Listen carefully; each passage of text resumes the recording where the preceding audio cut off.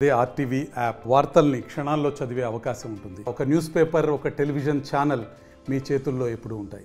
ఈరోజు బ్రాహ్మణపట్టు పంచాయతీలో గడప గడప ఇల్లు తిరగడం జరుగుతూ ఉంది. ఏ ఇంటికి పోయినా కూడా ఒకే మాట చెప్తున్నారు, వన్స్ మోర్ జగనన్న మేము గెలిపించుకుంటాం, మీ ధైర్యంగా ఉండని చెప్పి ప్రతి ఒక్కరూ ఈరోజు ఆ మాట చెప్తున్నారు. నిజంగానే చాలా సంతోషంగా ఉంది. ఎందుకంటే ఈరోజు జగనన్న చేసిన సంక్షేమ పథకాలు కుటుంబాలకి లక్షలు, కనీసం 2 లక్షల నుంచి 3 లక్షల రూపాయలు తక్కువ లేకుండా ఏదో ఒక సంక్షేమ పథకం ద్వారా ఈరోజు డబ్బులు అకౌంట్లో వేయడం జరిగింది. అదేవిధంగా ముఖ్యంగా బ్రాహ్మణపట్టు పంచాయతీకి ఈరోజు సుమారు 14 కోట్ల రూపాయలు ఖర్చు పెట్టి ఎమ్మెల్యే గారి సహకారంతో ఈరోజు అభివృద్ధి చేయడం జరిగింది.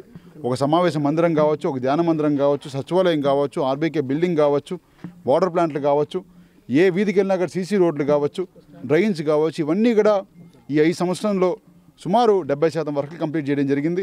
ప్రజలందరూ కూడా మేము బాగా ఇదే విధంగా ఈ అభివృద్ధి కొనసాగించాలంటే వైఎస్ఆర్ ప్రభుత్వం మాత్రమే రావాలని చెప్పి ఒక నినాదం ప్రతి ఇంట్లో కనపడతామని తప్పకుండా నాకైతే బలమైన విశ్వాసం ఉంది.